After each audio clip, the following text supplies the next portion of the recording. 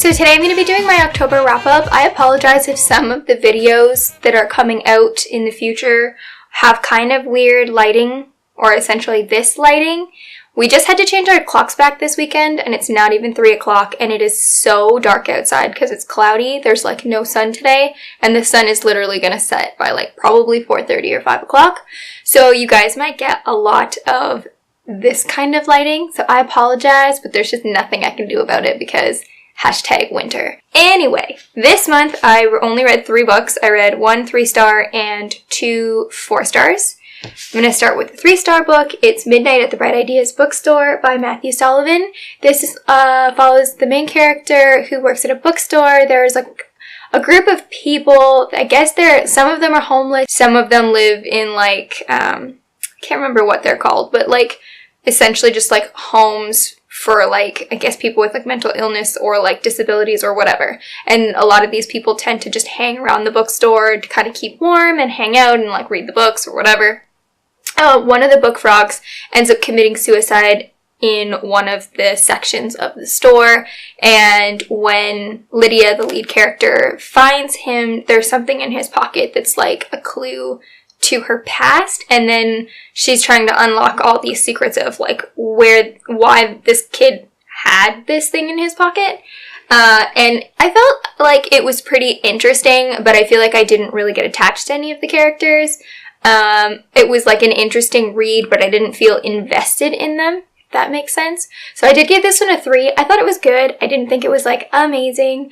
And the twist at the end wasn't as like, it was something that had crossed my mind at some point while I was reading it. I kind of thought like, oh, maybe it was, and it did end up being that. So that's why I gave this one 3 stars. Like, I think it's worth a read, but like, whether or not you'll really like it, you have to find out for yourself. The next book is The Strange and Beautiful Sorrows of Ava Lavender. I finally got to this, and I finally finished it, and I loved it. For the most part. Like, I really, really enjoyed this book. I thought it was really cool. It has a very, very, like, whimsical feeling to it, and I still can't even think of, like, what I'm trying to say this book is, but it's essentially kind of like real life, also kind of fantastical, and I know there's, like, a phrase to describe that, and it's just not in my brain right now. But this definitely has, like, a lot of real elements, and then it also has a lot of just random, whimsical, fantastical moments. Like, I think something that you need to know going into this is that there are going to be unexplainable things, and things that are just unexplained. They're kind of just put in there, and you just have to kind of, like, go with it. There was a couple times I, like, reread it, like, what? And then I, like, realized, like, sometimes I wasn't sure if it was, like, was this a metaphor, or is this, like, really happening? And it's really happening. But I found this book really fun. I think I read it in like 3 days maybe, or less. I read this one for Spookathon, and I started this one at the end of Spookathon, which is why I didn't do a Spookathon wrap-up, because I only read like a book and a half. So I just figured I'd do that all here, because I only read 3 books this month. I don't really even know how to explain this book. Like, I think because I'm a really character-driven person, I enjoyed this. If you're the kind of person who wants, like, a plot line and a plan and, like, you want it to go somewhere, I feel like that didn't really happen. Like, I feel like I was sort of reading something like A Series of Unfortunate Events, where she, like, describes all of these experiences of her grandmother and her mother and herself, and a lot of things tend to go very badly for them. So if you're a very character-driven person, and also like this like whimsical real life fantasy kind of deal, I think you'll really like this book. If you really love like a lot of plot, because honestly, to explain this book, there isn't really a plot. Like, it doesn't really go anywhere, but I'm okay with that. The only thing, and the only reason I gave it 4 stars instead of 5, is I didn't really like the open-ended ending. Like, I don't mind if it's a happy ending, I don't mind if it's a sad ending, but I kind of feel like this ending was like, I didn't know what happened, and I still don't really know. Like, I don't want to spoil it, but I don't really know what happened. It was just like and then da-da-da-da, and like, I'm like, okay, so like, did this happen? Did this happen? Did she do this? I have no idea. no idea what happened at the end of this book. And that is why I dropped it down to 4 stars instead of 5. But leading up to that, like, last, I don't know, 10 pages, 5 pages, I really, really enjoyed this book. One thing I am going to say is sometimes I like to look up bad reviews of books I enjoy, just because I find it funny. So I was looking up the, like, 1-star reviews on this book, and a lot of people gave it 1 stars because there were no, like, trigger warnings. I personally don't like knowing what is going to happen in a book. I really don't like that. I feel like it kind of ruins the surprise for me, and it, like, makes it less, like, of a punch.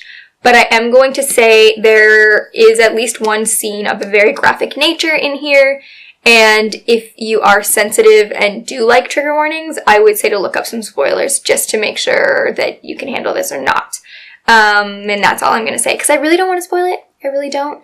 But I did love this book. I thought it was really good. 4 stars is, like, a pretty good rating. And then, last but not least, is Charlotte Bronte's Jane Eyre. I started this book at the end of September, and I finished it, like, a few days before October ended. This book took me so bleeping long to read. Like, I think, and I mean, it's just written in, like, Old English, and I didn't want to miss anything, and I really enjoyed it. I liked it. If you don't want to hear spoilers about Jane Eyre, then don't watch this part, but I feel like most people have read it, or at least have seen the movie. I hadn't seen the movie, so all of this was brand new to me, but I feel like most people know something about this. So when I was reading Jane Eyre, and honestly, I might miss parts, but these are the main things that I guess stuck out to me. I really, really enjoyed her experience at her aunt's house, like, before she goes off to school. I think that was, like, getting the background of, like, where she came from and how she was treated was written really well, and, like, I really enjoyed that. Not that I enjoyed what she went through, but, like, I enjoyed reading that part. I think it was really well done. And then when she went off to school and she meets her best friend and all of that happens, like, I really, like, I think that first portion of the book is what caught me. And then when she goes off to, is it Thornfield? Friendship with the Maid. And at first it caught me off guard between her and Mr. Rochester, and I feel like at first I read some of the dialogue as, like, overly judgmental, but I feel like it was meant almost to be more coy. Not that I don't think they were necessarily being truthful, because they're both characters written as, like, kind of unattractive people, but I feel like they were also kind of coy with each other, and for some reason, like, I liked it. I really liked it. I loved, like, the kind of slow, I mean, I guess it was kind of fast, but it was still kind of slow, and, like, the nature of it was just more romantic, and I was not expecting to be as, like, pardon me, to be as excited about this book as I was.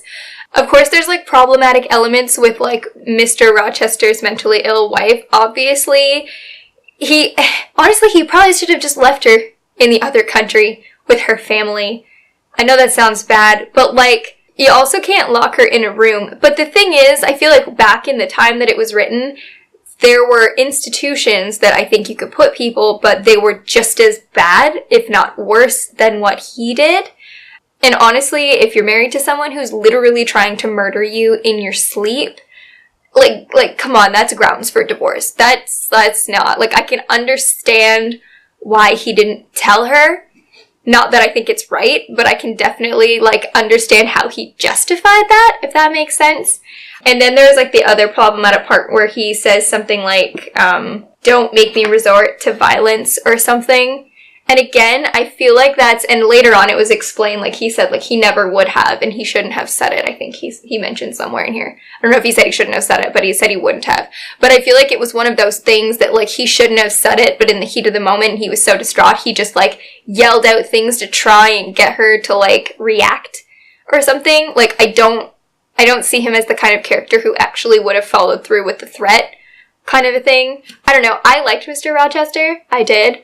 I loathed Mr. St. John. Oh my goodness. For a minute, I thought she was going to go with him. Like, Charlotte Bronte, like, you had me. I was about to put the book down. I was so mad. I thought she was going to be dumb enough to actually go with him. I hated that he was using, like, God's works to coerce her into being his wife. Like, ugh, that, it was so manipulative and so gross, and I just hated it. I hated that part so much. I hated reading about Mr. St. John. I just hated it. And then in the end, like when she goes back and finds out what happened to him and where he went, I loved the ending. I thought it was great. I know, like, I feel like a lot of people love this book, and the odd person, I guess, does hate it, but I really liked it. I thought it was good. I mean, I think the way it was written was normal for the time. I think there are bits and pieces and chunks that could have maybe not had to be in here, and, like, I feel like they kind of lollygagged around when she was with Mr. St. John, and the whole, I mean, I didn't really mind the coincidence of her finding family because she always wanted family, so I kind of get that that tied in. Some people thought that was unnecessary or way too far-fetched, but realistically speaking, they were all within, like, a radius that it made sense. Like, it wasn't like she traveled halfway across the world. Where she ended up, she pretty well walked to after a short carriage ride. So clearly, like, they weren't that far apart, especially from, like, where she was with her aunt to the school to Thornfield to this other place. Like, on a map, those places would probably be quite close together. So realistically speaking, her running into family in that kind of a radius probably would be more likely than it seemed. But yeah, this I mean, for me, this was a 4-star. I really, really liked it. I can't really pinpoint anything in particular that made me take a star off, except for the fact that it just, like, it took me so long and it was kind of difficult for me to read. But once I got into it, I was digesting it pretty well. But those were the 3 books that I completed in October. And I started Bridge of Clay at the very tail end of October. So I'm not going to do a big wrap up here because obviously there's nothing to wrap up. But oh my goodness, like, look at that cover. Look at all these tabs. Like, this book is so tabbed up. I have cried so many times already. Not, like, bawling. Couple times, like, bawling. But, like, I've teared up multiple times. I have laughed. I have, like, loved. I am just in love with this book. I have maybe 100 pages left, a little bit less, and I plan on finishing it just after I post this video. So that's it for my October wrap-up. Feel free to comment down below. Let me know what books you read this month, what books were your favorite, what you thought of these books if you've read them. If you're posting anything that's, like, spoilery, just, like, write spoiler alert so people don't read the comment if they don't want to. But yeah, definitely let me know. And then let me know your plans, like, for November. What are you going to read in November? I would love to know. Thank you so much for watching, and I will talk to you all next time. Don't forget to subscribe, wherever that is, and hit the bell so you don't miss any notifications, and I will talk to you all soon. Thanks so much. Bye!